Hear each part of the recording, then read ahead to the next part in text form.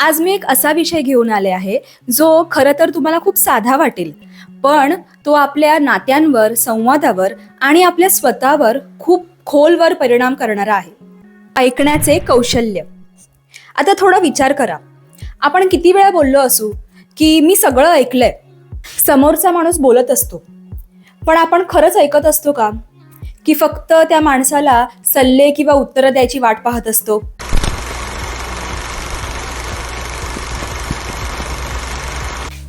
आपण ऐकतो खूप, पण ऐकून घेतो खूप कमी. कारण समोरचा माणूस जेव्हा बोलत असतो ना, तेव्हा आपण आपल्या डोक्यात त्याची उत्तरं तयार करत असतो, मध्येच निष्कर्ष काढतो किंवा मला सगळं माहिती आहे या भावनेत असतो.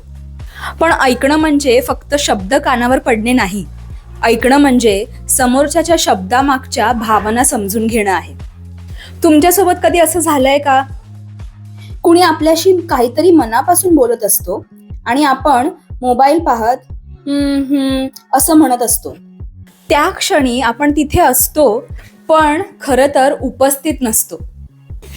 आणि तुम्हाला माहितीये का, समोरच्या माणसाला ते लगेच कळतं. कारण ऐकणं हे फक्त कानांचं काम नाही, ते मनाचं काम आहे.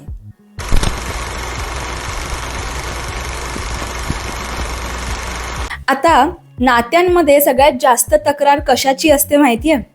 ती किंवा तो मला समजून घेत नाही. पण प्रश्न समजून घेण्याचा नसतोच, प्रश्न असतो ऐकून न घेण्याचा. पालक आणि मुलं, नवरा आणि बायको, मित्रमैत्रिणी, सासू आणि सून, ह्या दोन माणसांमध्ये वाद बहुतेक वेळा शब्दांमुळे होत नाहीत, तर न ऐकल्या गेलेल्या भावनांमुळे होतात. कधी कधी समोरच्याला सल्ला नको असतो, उपाय पण नको असतो. फक्त कोणीतरी आपल्याला शांतपणे ऐकून घ्यावं एवढंच हवं असतं. आणि आपण नेमकं तेच करायला आता विसरत चाललोय. 90% अधिक वेळा बायको बोलत असताना नवरा त्याच्या मोबाईलमध्ये डोकं घालून असतो, किंवा बायको तिचं मन नवऱ्याकडे व्यक्त करत असताना नवऱ्याला सल्ला द्यायची घाई असते. तिने तुझ्याकडे सल्ला मागितला आहे का? नाही ना, मग कशाला? मला तेच म्हणायचंय, आपण समोरच्या माणसाचं मनापासून ऐकतोय की नाही आणि त्याला कम्फर्टेबल फील होतंय की नाही हे बघणं खूप महत्वाचं असतं.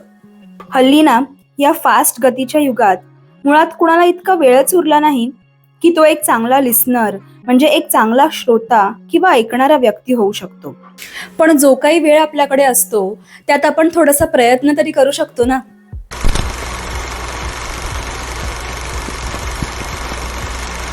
एक गुड लिसनर किंवा एक चांगला ऐकणारा व्यक्ती जर तुम्ही व्हायचं ठरवलं असेल, तर चला ऐकण्याचे कौशल्य सुधारण्यासाठी हे 3 नियम आपण पाहूया. पहिला नियम, मध्ये बोलू नका. समोरच्याचं बोलणं होऊ द्या. समोरचा थांबेल तेव्हा तुमची वेळ येईल. जर तुम्ही मध्ये बोललात तर ते असं म्हणणं होतं, तुमचं म्हणणं माझ्यासाठी कमी महत्वाचं आहे, हे समोरच्याला सांगणं असतं. दुसरा नियम, प्रतिक्रिया देण्याआधी थोडं थांबा. प्रत्येक गोष्टीवर उत्तर लगेच दिलंच पाहिजे असं काही नसतं. कधी कधी एखाद्याचं ऐकून घेणं आणि शांत राहणं हीच सगळ्यात चांगली प्रतिक्रिया असते. समोरच्याने सल्ला मागण्याआधी उगाच फुकटचे सल्ले देऊ नका. आणि तिसरा नियम, समजून घेण्यासाठी ऐका, जिंकण्यासाठी नाही. कारण संवाद ही स्पर्धा नाही. इथे कोणी हरत नाही की कोणी जिंकत नाही. इथे फक्त समज वाढते किंवा दुरावा. त्यामुळे नात्यांमध्ये दुरावा आणू द्यायचा नसेल तर एक चांगला ऐकणारा माणूस व्हा. आज एक छोटा प्रश्न स्वतःला विचारा. आपण समोरच्याचं ऐकतो का? आपण समोरच्याचे शब्द ऐकतो की त्या शब्दांमागची वेदना, गोंधळ, आनंद समजून घेण्याचा प्रयत्न करतो? कारण फरक खूप सूक्ष्म असला तरी परिणाम फार मोठा आहे.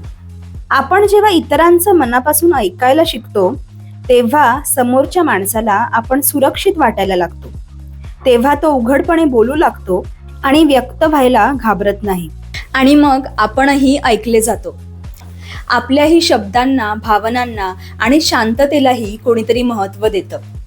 कारण ऐकणं हे फक्त संवादाची सुरुवात नसते, ती विश्वासाची सुरुवात असते. काय मग मंडळी, विचारणार ना हा स्वतःला आज प्रश्न? नक्की विचारा आणि मला सांगा, तुम्ही एक चांगला ऐकणारा किंवा गुड लिस्नर आहात का? पटापट खाली कमेंट करून मला सांगा.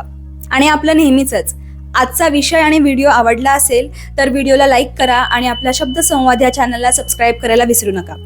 चला भेटूया पुढच्या व्हिडिओमध्ये अजून एका नवीन विषयासोबत. आजचा व्हिडिओ पूर्ण बघितल्याबद्दल तुमचे खूप खूप धन्यवाद.